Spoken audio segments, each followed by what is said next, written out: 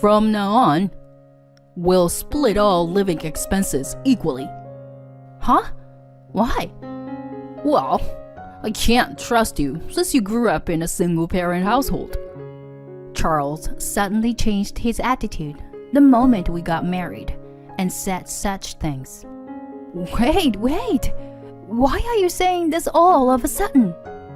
Look, anyway, we need to have photos from our honeymoon. We went on our honeymoon as a fake couple. Why do we need to take pictures together? That's right. Then I came up with a plan. If you insist on having photos, then I have a condition too.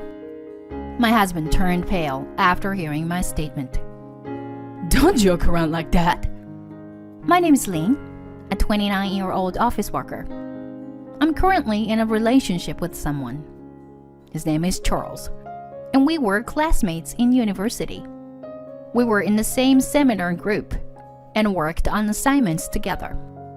Although we didn't develop a romantic relationship during our student days, we occasionally went out for drinks and maintained some interaction after becoming working adults. But due to our busy schedule, there was a period that we didn't see each other for a while. During that time, we reunited at a mutual friend's wedding. After the wedding reception, we went out for drinks together, and the conversation was lively and enjoyable. Since then, we started meeting regularly and even started meeting on weekends. As we went on more dates, we officially became a couple. I never expected that we would transform from friends to lovers like this, so I was surprised by this development. But it was easier because we already knew each other to some extent. From then on, our relationship continued smoothly. He, being a seasoned adult in terms of dating experience, took the lead and provided a reliable support. He came up with various date plans and took me to different places.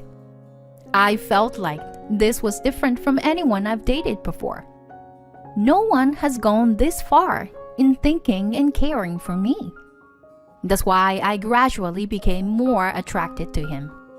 I thought we could go on a little trip today. Huh? Now? It's already after work. And it's 6 p.m. Yeah, but I was thinking of going for a drive today. Oh, okay. I understand. Let's go then. I didn't understand his intention of spontaneously going on a drive on this evening, but I still got into the passenger seat as he told me to. We enjoyed the drive together, listening to songs from our school days and talking about work. After driving for about 2 hours, he parked the car in the parking lot. Charles, what's wrong? Do you need to use the restroom or something? When I asked that, he smiled and said, "Just wait a moment." And then, 10 minutes later, beautiful fireworks suddenly lit up the night sky right in front of us. Wow! Fireworks? Amazing! Actually, this place isn't well known. Since we're here, let's watch it outside while feeling the night breeze. Yeah! He and I got out of the car and watched the fireworks, beautifully bursting in the sky. There was no crowd, and it was the first time I had seen fireworks this big and beautiful. Charles, it's amazing! Did you know about this hidden spot? Sort of. I researched various places because I wanted to come here with you, Lynn. Huh? For me? Yeah. And so, Lynn, will you marry me? Huh? I need you in my life. Amidst the continuously launching fireworks, Charles proposed to me. I was simply astonished by this romantic proposal. At the same time, my heart started pounding rapidly, and I realized that this was real.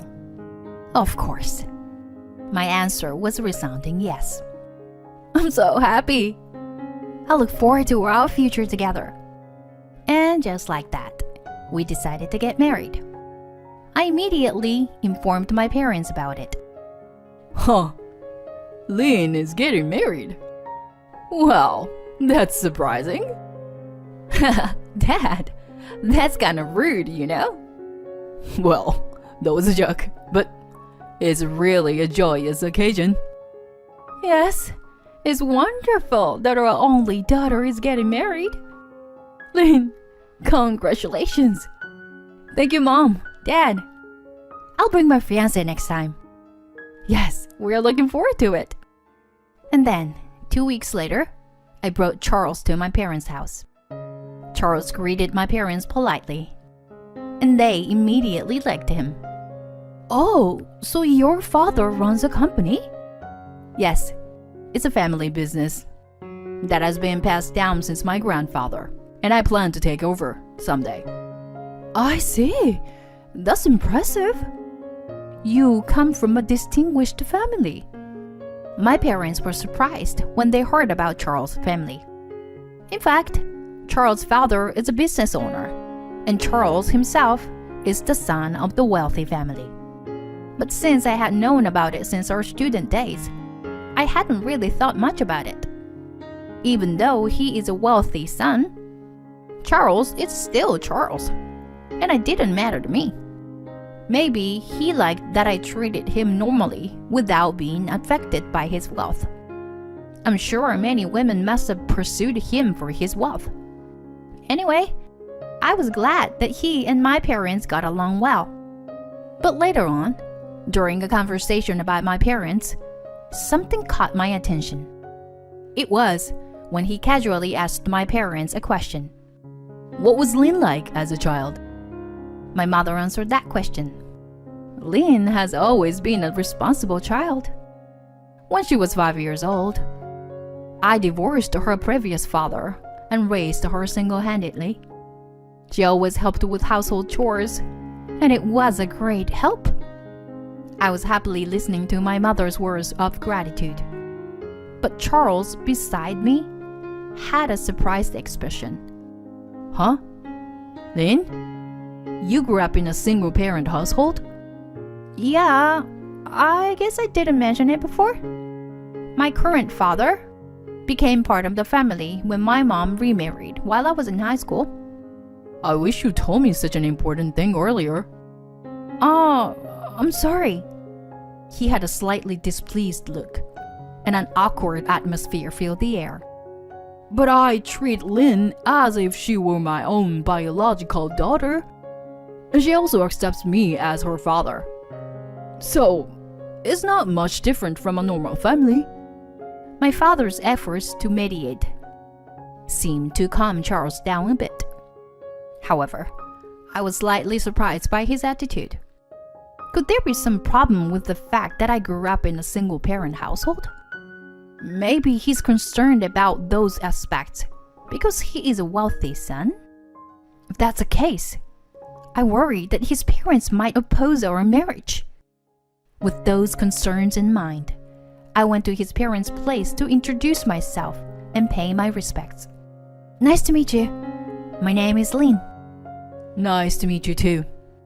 Charles' parents weren't particularly friendly, but they didn't say anything to me either. The marriage greetings went smoothly. Well, Lynn, good to see you. Take care of Charles from now on, please. With those words from his father, the greetings quickly ended. It was all too abrupt, and I was taken aback. Afterward, the meeting between both families ended quickly, and Charles and I decided to get married. We had our wedding ceremony, and our married life began. I had some slight anxieties about our first time living together, but I was more excited. However, something unexpected happened right after we moved into our new home and started living together. My husband suddenly said something like this. So, our married life has begun, but I have one condition for this marriage. Huh? A condition? From now on, we'll split all living expenses evenly. Huh? Why? Although I also work, I was a bit surprised by his sudden request. I thought that as a married couple, we would share our finances together. I don't want you taking away my assets if something happens. Charles? Why would you say something like that? Well, I can't trust someone who grew up in a single-parent household like you. To my surprise, my husband's attitude suddenly changed the moment we got married. And he said such things. Wait. What do you mean by that? People who grew up in single-parent households and poverty might have ample opportunity to target my assets, right? I can't trust you, so we'll split the living expenses. That way, you won't have any chance to take advantage of me. But that's... I was taken aback and bewildered by my husband's sudden harsh words. In an instant, my feelings towards him began to fade. Furthermore, even though our married life had just begun, he hardly came home. He would return late at night every day and not even touch the meals I prepared. So I started doing only my share of the household chores. If we are splitting the living expenses, then we should also consider dividing the food expenses. I felt resentful about going out of my way to prepare something for my husband. It seemed like he didn't care at all when I only did my share of the household chores. It didn't take long for our conversations to dwindle to nothing. We were merely living together under the same roof. Can we even call this a marriage? I became incredibly sad day by day. I'm sure my parents would be devastated if they knew about my current situation. They believed that I would be happy after getting married. So I felt terribly sorry for putting my parents in this situation. It hadn't even been 2 months since we got married. And yet, why did we end up in such a cold and distant relationship? What did my husband intend when he married me in the first place? While feeling unsettled, I went through each day. I focused on my work and tried not to think about my husband. But then, one day, out of the blue, my husband mentioned going on honeymoon. Huh? What's with the sudden decision? You're treating me like a stranger. So what's the point? As I muttered to myself, my husband spoke. Going on a honeymoon is just a formality. As the son of the company's president, I have to let my colleagues know that we went on a honeymoon, right? What? What's that about? Just worrying about what people think? Shut up. As the next CEO, I have to consider many things. Well, it might be bothersome for you, who's just after my assets, right? Provoking me like that, my husband continued. Fine, I'll go. But you'll cover the expenses. Huh? Why?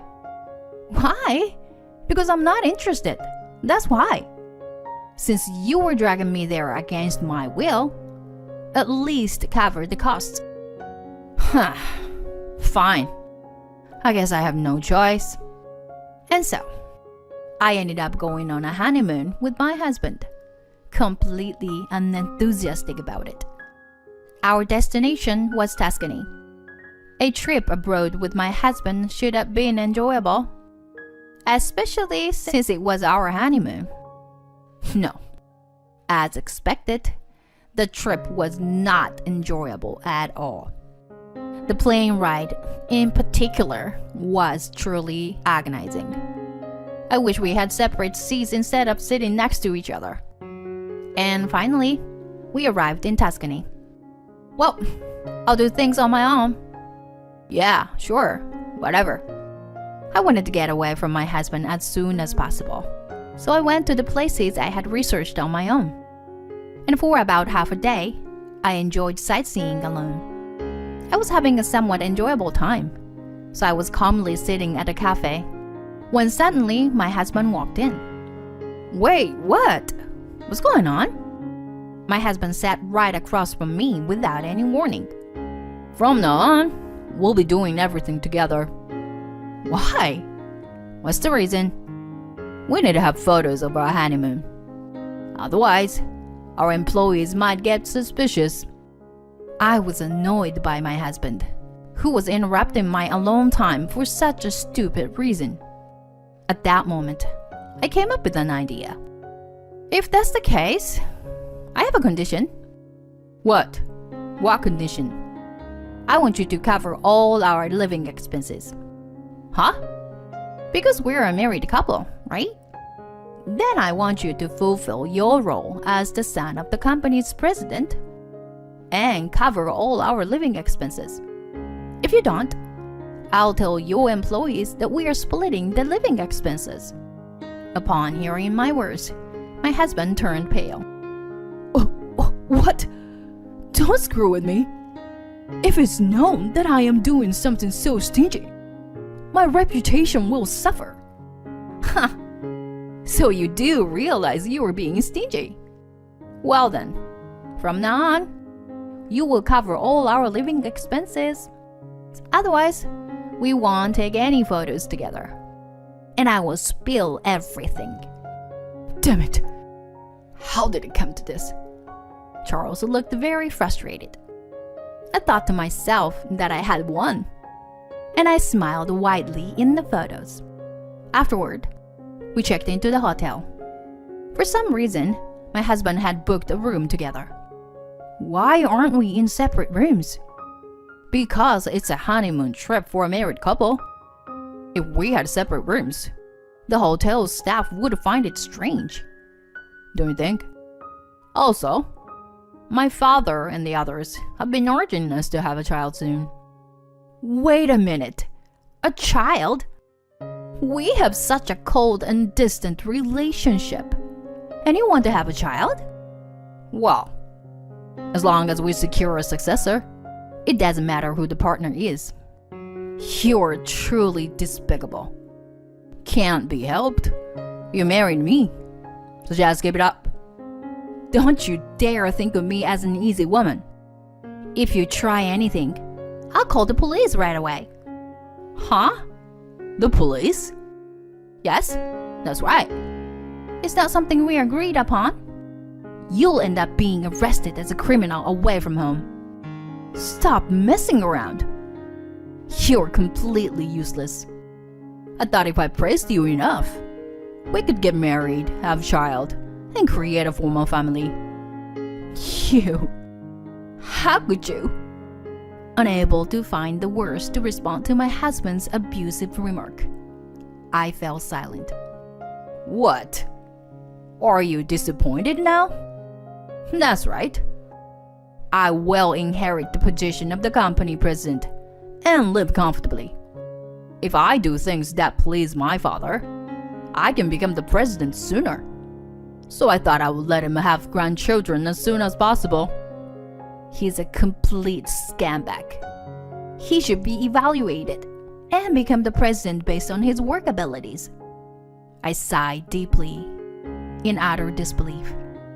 But it seemed that my husband was also angered by my attitude, as he said the following words to me. I can't stand being with you anymore. Let's get a divorce. I responded immediately, delighted, as if I had been waiting for this. Great! I agree. Let's do it. My husband's eyes widened in surprise. But since he had brought it up himself, he must have thought there was no turning back. And so, we settled the matter with a divorce right there. Don't regret it, I retorted without backing down. Are you sure you'll be okay inheriting the company? You might end up ruining it during your tenure. Don't make fun of me. You'll be the one at a loss from this divorce. Yeah. Anyway, I don't want to share a room with you, so I'll get a separate room. I said that and stayed in a separate room. Then I turned off my smartphone and enjoyed the rest of the trip alone. I no longer wanted to have any conversation with my husband, and our unbelievably cold honeymoon came to an end. As soon as I returned home, I packed my belongings and left the house immediately. Do you have to leave in such a hurry? I just don't want to be with you a moment longer. I can't pretend that you didn't say all those hurtful words to me. I left those words behind and left the house where we had lived together, returning to my parents' home. On the way, I went to the municipal office and submitted the divorce application. When I informed my parents about it, they were surprised and furious. But at that time, I had already come up with a certain revenge plan. A week later, I received a bunch of phone calls from my husband. Hello? What's up? You... Are you kidding me? Everyone at the company knows about our breakup. What did you do? And my father personally handed me a pink slip. Oh dear, that's unfortunate, isn't it? It seems that the audio file had an impact. Audio file? What do you mean? Well, actually, Yes, I had recorded all the conversation with my husband during the trip. I was certain that his bad personality would eventually surface. And as I expected, he kept making offensive remarks throughout the trip. So I recorded it and sent the data to his workplace. In no time, the audio data became a hot topic within the company and even reached the ears of the president, who was his father. My husband was quickly dismissed and cut off even by his own parents. What am I supposed to do now? Abandon my family. Lost my job. Well, in that case, why don't you go to Katie? Huh? Oh, you didn't think I knew about your affair? I knew that you were cheating on me. Oh, what? So, even if we were a sham couple, I'll still be entitled to alimony, won't I? That's... Please, Lynn, reconsider. And so, I claimed alimony from my ex-husband and his affair partner, collecting it from each of them. My ex-husband lost his savings in an instant, was abandoned by his affair partner, and couldn't find a new job. Well, it was all his own doing, and I can't sympathize with him. Meanwhile, I was promoted at my current job. I thought I would take a break from romance and marriage for a while. Honestly, I can't say that I am completely unaffected by what happened. The fact that I was betrayed by someone I loved is undeniable. That's why my goal now is to focus on advancing in my career as much as possible. Someday, this marriage and divorce will become solid events of the past. I want to create fulfilling life with both love and work. So I'll do my best today, just like any other day.